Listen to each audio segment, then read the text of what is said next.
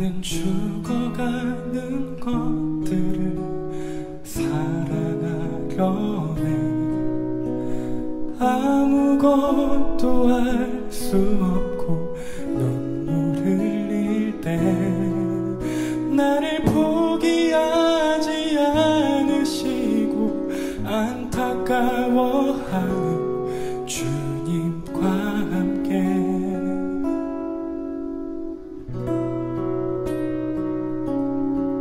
쓰러져가는 모든 것들을 사랑하려네.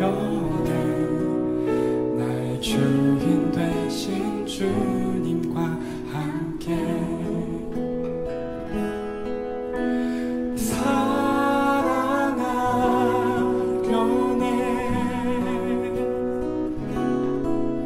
추운 바닥에서 잠이 드는 그들과 함께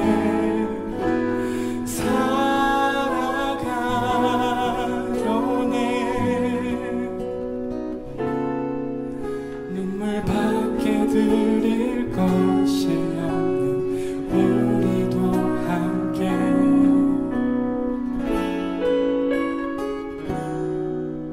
죽어가는 모든 것들을 사랑하려네. 1월 11일 요한복음 큐티를 시작하도록 하겠습니다. 오늘 말씀은 큐티인으로 보자면 요한복음 4장 43절부터 54절인데요. 사마리아 여인에 대한 이야기를 조금 더 나누기 위해서 지난주 금요일에 했던 큐티에 이어서 조금 더 나눠봤으면 좋겠습니다. 그래서 오늘 여러분들과 함께 나눌 말씀은요, 요한복음 4장 13절부터 18절까지의 말씀입니다. 큐티인으로 봤을 때는 금요일날 마지막 부분이고 토요일날 앞부분입니다. 제가 읽도록 하겠습니다. 13절부터입니다. 예수께서 대답하여 이르시되 이 물을 마시는 자마다 다시 목마르려니와 내가 주는 물을 마시는 자는 영원히 목마르지 아니하리니 내가 주는 물은 그 속에서 영생하도록 솟아나는 샘물이 되리라. 여자가 이르되 주여 그런 물을 내게 주사 목마르지도 않고 또 여기 물길로 오지도 않게 하옵소서. 이르시되 가서 내 남편을 불러오라. 여자가 대답하여 이르되 나는 남편이 없나이다. 예수께서 이르시되 내가 남편이 없다 하는 말이 옳도다. 너에겐 남편 5이 있었고 지금 있는 자도 내 남편이 아니니 내 말이 참되도다. 아멘. 예, 지난주 금요일날 큐티를 사마리에 찾아가신 예수님에 대한 이야기를 나눴습니다. 그곳이 어디라 할지라도, 심지어 가장 더러운 곳으로 여긴다 할지라도, 아니 정말 더러운 곳이라 할지라도 예수님은 그곳에 우리가 있다면 우리를 찾으러 또 만나러 오십니다. 근데 말씀에서는 사마리아에 가신 이유가 바로 사마리아 여인을 만나러 가셨다라는 것을 우리가 알 수 있다라는 것이죠. 사마리아 여인은 유대인들 뿐만 아니라 사마리아 사람들에게도 손가락질 받는 상황이었습니다. 제가 지난주에 설명했죠. 유대인들이 왜 사마리아 사람들을 싫어하는지. 근데 오늘 말씀에 보면 사마리아인들조차도 사마리아 여인을 별로 좋아하지 않았을 거다라고 추측할 수 있는 부분이 바로 17절 18절입니다. 여자가 대답하여 이르되 나는 남편이 없나이다. 예수께서 이르시되 내가 남편이 없다 하는 말이 옳도다. 너에게 남편 5이 있었고 지금 있는 자도 내 남편이 아니니 내 말이 참되도다. 그 시대 여성이 결혼하고 이혼을 당했어도 헤어졌었다고 해도 질타를 받는 상황인데요. 5번이나 남자를 만났으니 얼마나 많은 손가락질을 당했겠습니까? 아마도 사마리아 여인은요, 사람들을 만나기 굉장히 꺼려했을 것입니다. 주변 사람들이 자신을 보면서 수근수근하고 저 남자 또 바꿨네, 저 남자 또 바꿨네 라는 이야기를 하지 않았겠습니까? 그래서 지난주 금요일에 큐티 내용에 언급을 안 했지만 물 들어간 시간이 나옵니다. 우리 시간으로 바꿔보면 대낮이시거든요. 왜 대낮에 물 들어갔겠습니까? 너무나 더워서 일반적인 사마리아 사람들, 유대인들은 낮에 가지 않지만 왜 사마리아 여인은 대낮에 물 들어갔을까요? 아마도 아무도 마주치지 않으려 했기 때문이겠죠. 저는 생각을 해보면 왜 이 여자는 계속해서 남편을 바꿨을까? 남자를 바꿔가면서 만났을까? 이 남편을 만나고 헤어지고 또 저 남자랑 만나고 또 헤어지고 왜 그랬을까? 여러 가지 생각을 해보면 이렇게 생각할 수도 있습니다. 그 여인이 굉장히 매력적이라서 많은 남자들이 계속 끊임없이 다가왔을 거라 생각하고 추측할 수도 있지만, 동시에 사마리아 여인도 사랑을 받고 싶은 그 갈급함이 심하지 않았을까라는 생각이 듭니다. 이 남자라면 내가 원하는 그 사랑을 해주겠지. 이 남자에게 사랑받지 못하는 그 사랑을 저 남자는 나에게 사랑을 해주겠지. 저 남자가 결국 나에게 상처를 줬어.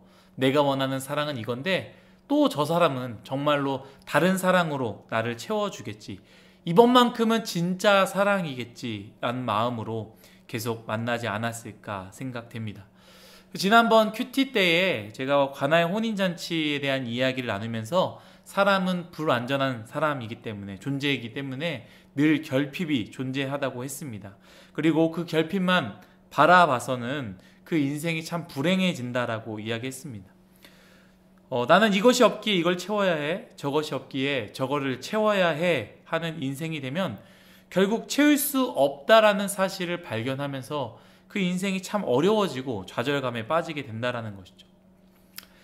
예전에 좀 오래된 영화인데요, 닮아야 놀자라는 영화가 있습니다. 이 영화를 아는 사람들은 아마 옛날 사람일 거예요. 거기에 한 가지 이야기가 나오는데요, 깨진 항아리에 물을 채우는 부분이 나옵니다. 이러한 방법 저러한 방법을 사용해도 깨진 항아리에 물 붓기란 참 쉽지 않습니다. 물을 채우는 것은 정말로 어렵습니다. 그런데 그 깨진 항아리에 물 채우는 방법을 발견하거든요. 그 방법은 무엇이냐? 다름 아닌 깨진 항아리를 넓은 호수 그 물에다가 그 깨진 항아리를 던지는 것이었습니다. 우리의 결핍을 채우기 위해 우리의 것을 채우는 것은 깨진 항아리에 물을 담는 것과 다를 것이 없습니다. 우리의 결핍을 채울 수 있는 유일한 방법은 깨진 항아리인 우리를 넓고 큰 호수, 아니 그 호수보다 훨씬 더 큰, 아무리 물을 사용하고 또 사용해도 끊어지지 않는 엄청나게 큰 그 바다와 같은 예수님께 던지는 것이 아닐까 생각되어집니다. 예수님께서는 깨어진 항아리, 아무리 해도 물을 채울 수 없는 쓸모없는 항아리인 사마리아 여인에게 찾아오셨습니다. 그리고 예수님은 그 여인에게 이렇게 이야기합니다. 예수께서 대답하여 이르시되 이 물을 마시는 자마다 다시 목마르려니와 내가 주는 물을 마시는 자는 영원히 목마르지 아니하리니 내가 주는 물은 그 속에서 영생하도록 솟아나는 샘물이 되리라. 아멘. 사랑하는 뉴송아의 여러분, 목마르시지 않으십니까? 사람마다 결핍이 있어서 그것에 대한 갈증이 있습니다. 그래서 어떤 누군가는 쇼핑으로 그 갈증을 채우고, 어떤 누군가는 인정받는 것으로, 또 어떤 누군가는 사마리아 여인처럼 이성에 대한 사랑으로, 또 어떤 누군가는 게임으로, 또 어떤 누군가는 물질로 자신의 그 욕구, 목마름을 채우려고 부단히 노력합니다. 여러분들은 여러분들이 가지고 있는 목마름을 어떻게 채우고 계십니까? 깨어진 항아리에 어떻게 물을 채우려고 하고 있습니까? 혹시 여러분들의 방법으로 그 물을 채우기 위해서 노력하고 계시진 않습니까? 여러분, 오늘 예수님께서 우리에게 이 큐티를 통하여 말씀해 주셨던 것 같이 우리 자신을 예수님께 던졌으면 좋겠습니다. 예수님께 우리를 그냥 담궜으면 좋겠습니다. 은혜의 예수님의 사랑과 그 은혜, 섬김과 온유, 아무리 사용해도 줄어들지 않고 끊어지지 않는 그 예수님의 풍성하심 속에 우리를 던지기를 간절히 바랍니다. 예수께서 대답하여 이르시되 이 물을 마시는 자마다 다시 목마르려니와 내가 주는 물을 마시는 자는 영원히 목마르지 아니하리니 내가 주는 물은 그 속에서 영생하도록 솟아나는 샘물이 되리라. 아멘. 그 예수님께서 주시는 물은 바로 예수님 그 자체입니다. 예수님께 던지는 우리 뉴송아이 되기를 간절히 소망합니다. 기도하겠습니다. 하나님 감사합니다. 모든 것이 다 하나님의 은혜임을 고백합니다. 주님, 우리는 이 사마리아 여인처럼 갈급함이 있습니다. 목마름이 있습니다. 채우고자 하는 것들이 너무나 많이 있습니다. 깨진 항아리처럼 물을 채워야 되는데 우리의 인생은 구멍이 났는지 아무리 채워도 우리의 목마름은 계속적으로 목마르고 끊어지지 않습니다. 갈증이 해소되지 않습니다. 그래서 우리의 방식으로 그 목마름을 해결하기 위해 쇼핑으로 채우기도 하고 여행으로 채우기도 하며 이성의 그 사랑으로 채우기도 하려고 노력도 해봅니다. 하지만 채워지지 않는 우리의 인생임을 오늘 말씀을 통해 기억하게 하여 주시고, 아무리 사용해도 마르지 않는, 아무리 사용해도 넉넉한 바다같이 가장 크신 예수님께 우리의 인생을 던지는 우리 사랑하는 뉴송아이 모두가 되게 하여 주옵소서. 감사하며 예수님의 이름으로 기도드렸습니다.